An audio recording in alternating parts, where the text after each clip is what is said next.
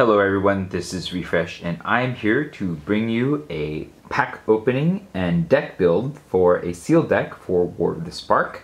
We're going to be opening these 6 packs. We will build the best 40 card deck that we can, and then we'll pit this deck up against another sealed deck as well as the challenge decks from Theros. So let's go ahead and get started by opening up my packs.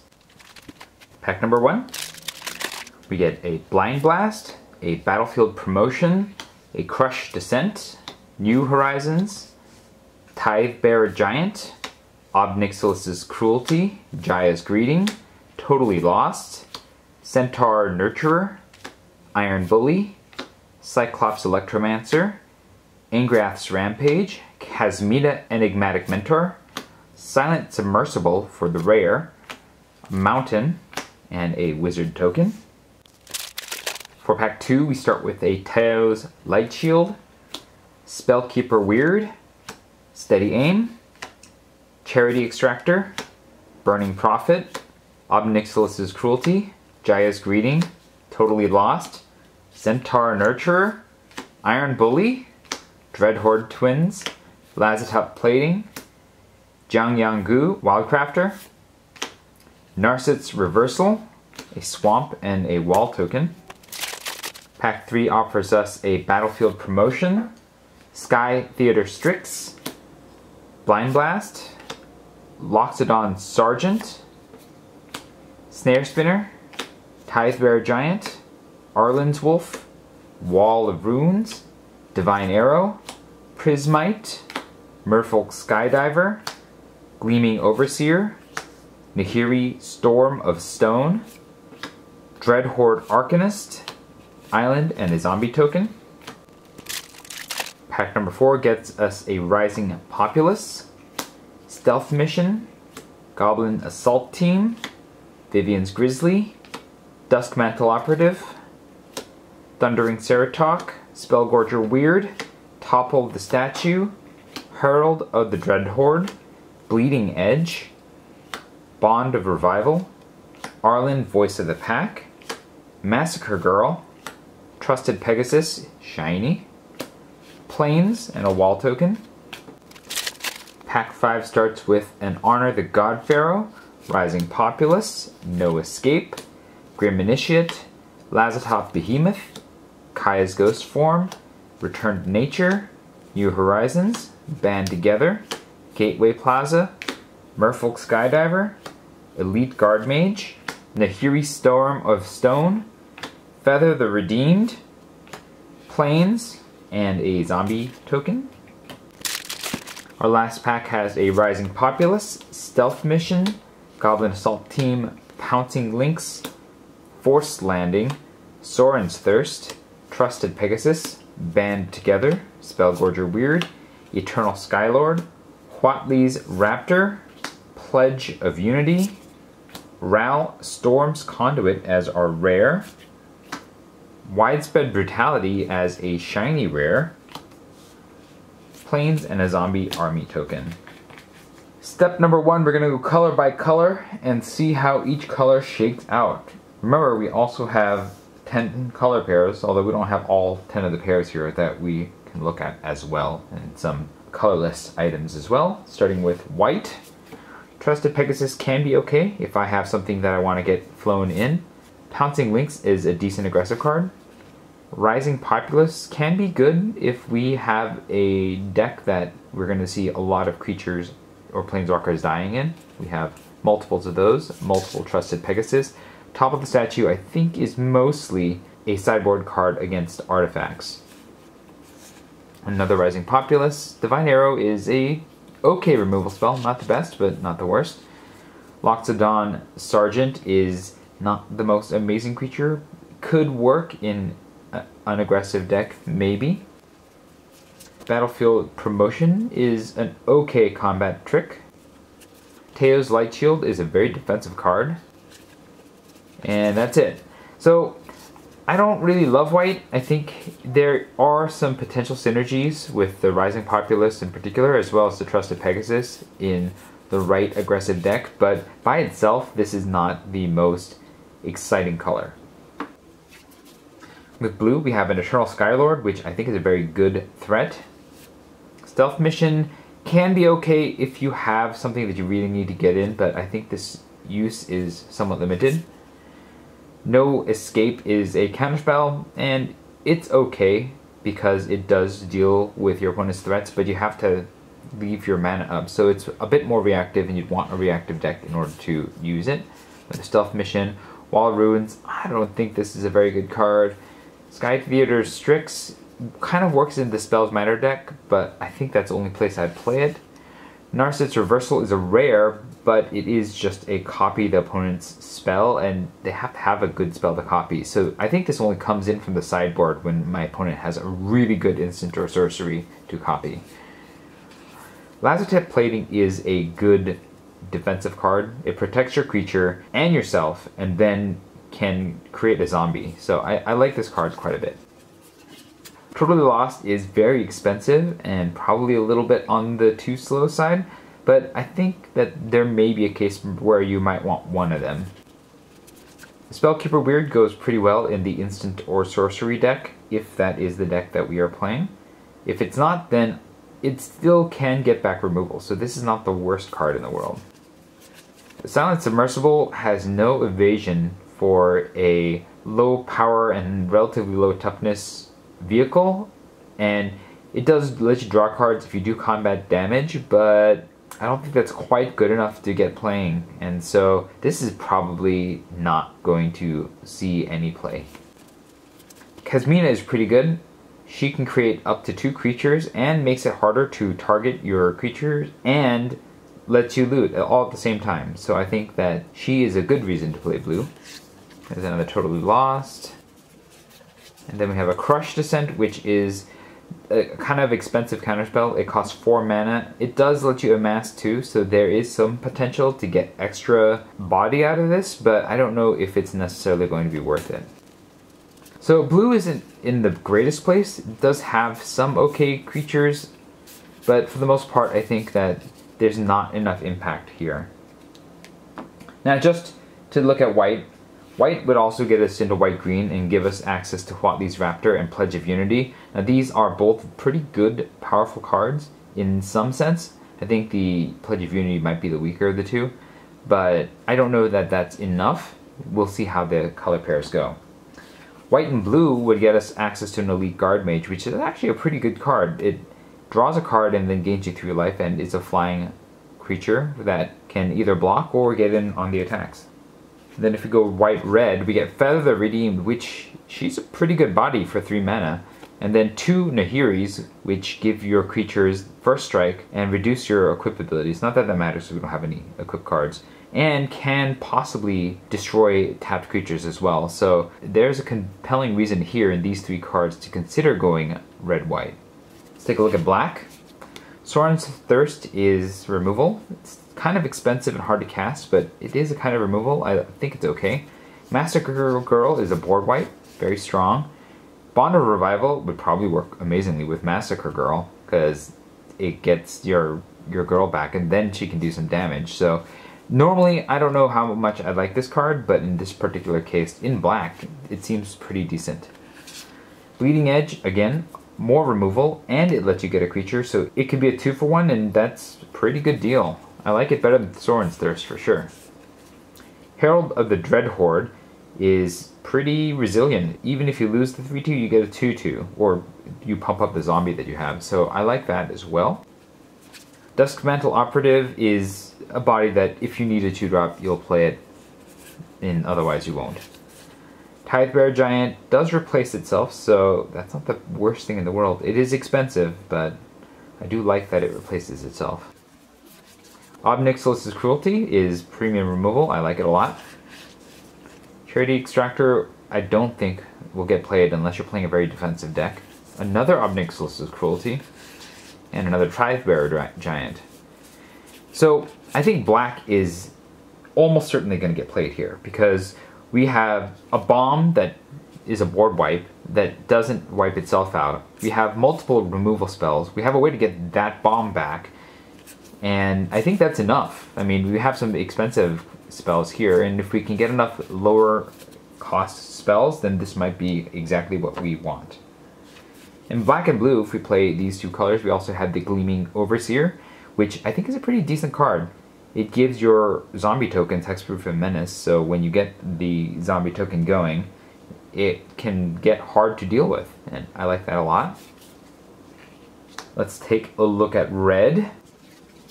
We have a Spellgorger Weird, which is good with your non-creature spells, good in a spells deck, or in a deck with a good amount of spell-based removal. Goblin Assault Team is not ideal. It does get you a counter after it dies, but I think you'd want to be in a very aggressive deck to play this, and it can just be chumped, which is the worst part about it. The Grim Initiate is okay in a deck where you're okay with sacrificing a bunch of your own guys, and maybe an aggressive deck, but that's kind of all I'm looking at here. Honor the God Pharaoh is a way to filter through your cards, and you get a 1/1 for it, so it's not the worst thing in the world, but it's also not the best thing in the world. Another Spellgorger Weird, which is good in a certain deck, another Goblin Assault Team. Dreadhorde Arcanist is a rare, and it lets you recast instants and sorceries from your graveyard if its power is less than or equal to Dreadhorde Arcanist, which is a 1/3 naturally. So this card, I think, is more of a constructed card. I don't think it'll see a ton of play in Limited just because you need to pump its power for it to be terribly good, and so I don't anticipate playing this.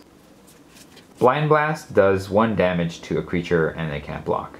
Fine if you need to get your team past 1 guy, or you want to kill a 1x creature, but it's kind of expensive for what it does, so I'm not really keen on it. Dreadhorde Twins. This isn't bad. You get 2 bodies at 4/4 for 4 mana, and then one of the bodies gets the ability to trample, so I think it's a decent creature. Jaya's Greeting. Removal. Burning Prophet. Works well in a Spells Matter deck, as usual, with these sorts of cards. I think it's a little bit better than the Dreadhorde Arcanist for our purposes. The Cyclops Electromancer, another good Spells Matter card, but you have to have the spells. We don't know if we have those just yet. We'll keep these back here. Another removal spell in Jaya's Greeting, and another Blind Blast, which is not great. So red has 2 Jaya's Greetings, which is nice. The Spellgorger Weirds, which are nice. The Dreadhorde Twins, which are decent. And then you have some lesser cards all the way down. Although if you can play enough spells, red becomes interesting. And so maybe if there's enough removal spells, this color can become something worthwhile. Let's take a look at red and black since we have this right here. We have Ingrath's Rampage, which is kind of a removal, not the best because you can't exactly target what you want to remove, but you can force your opponent to get rid of something, especially if they only have 1 of.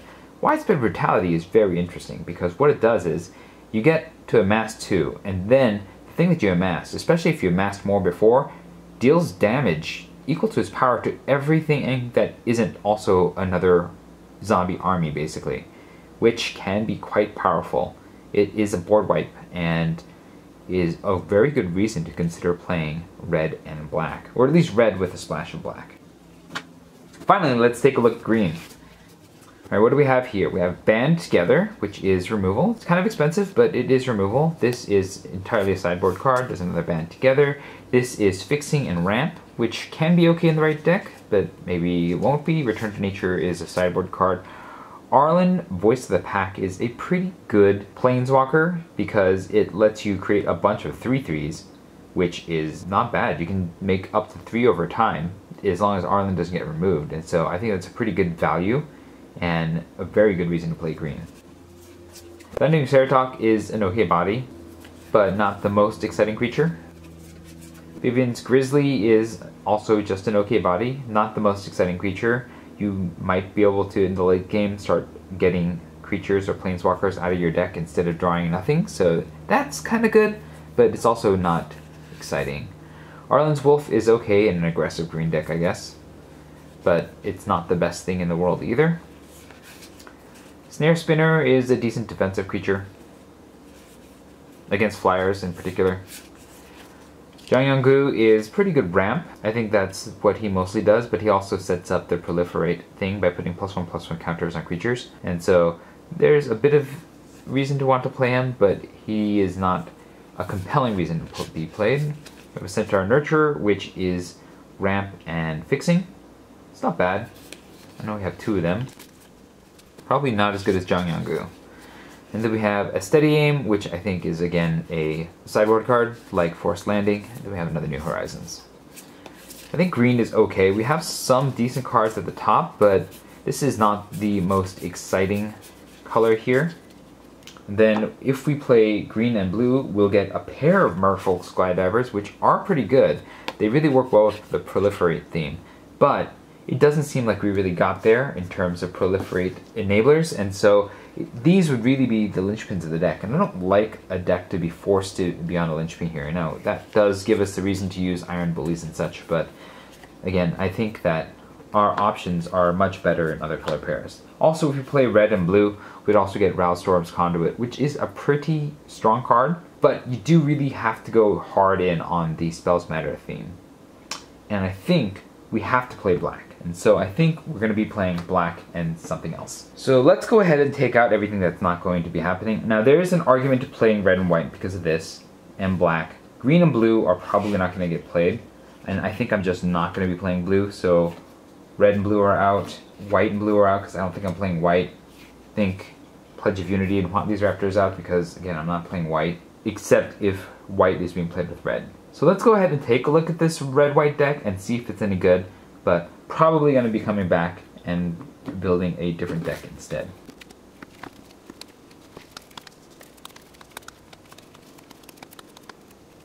Alright, it's pretty clear that there is some kind of aggressive deck here, but the Spellgorger Weirds, I don't think have enough going for them in terms of non-creature spells. Now we do have a decent number here, but we're not really playing all of these.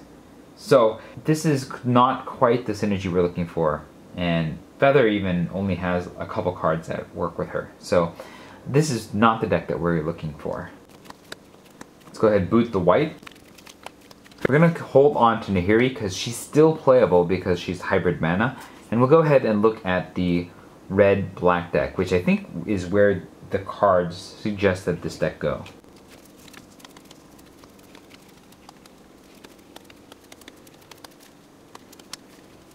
So I think that there is a Spells Matter deck here. As you can see from the number of decent spells that we have, we're not even going to be playing some of these, like the Blind Blaster easily out. But there's a lot of decent removal between red and black, as well as a way to get back big creatures. The one weakness with this color pair is that there is not a lot in the way of creatures here. And so we're going to definitely have to play a bunch of suboptimal cards in order to be able to fill out something resembling of a curve. Now, thankfully, all this removal does sort of substitute for creatures because we can take out their creatures one for one. But we'd like to do better if we can, and I think the Spellgorger Weirds are part of the way that we're going to be able to get there. So we need to see how many cards that we have. We have 16 creatures here and 13 spells here for a total of 29 cards. So we'd want to cut 6 cards. We don't want to cut too many creatures, especially on the bottom, so that we don't get run over, but we also need to be mindful of what this deck's plan is. And part of it is just removing a whole bunch of stuff and then getting in for the win. But we do want to cut some cards here in order to keep us alive, basically, until we can get to our end game. And part of this game is we are going to be playing a lot of instants and sorceries. This is not blue, but we can get there, I think. I'm putting in some artifact creatures just in case we need them to get to the amount of creatures that we need in terms of building a curve. Alright, let's go ahead and remove some things. We're going to remove the Dreadhorde Arcanist because it is pretty much always going to be a 1/3, and at that, it can't even get back a single instance in sorcery. We'll probably remove the Iron Bullies because I think they're not a good value for what we are trying to do in this deck in particular. We don't have Proliferate synergies, and I think that these are better suited for that type of deck.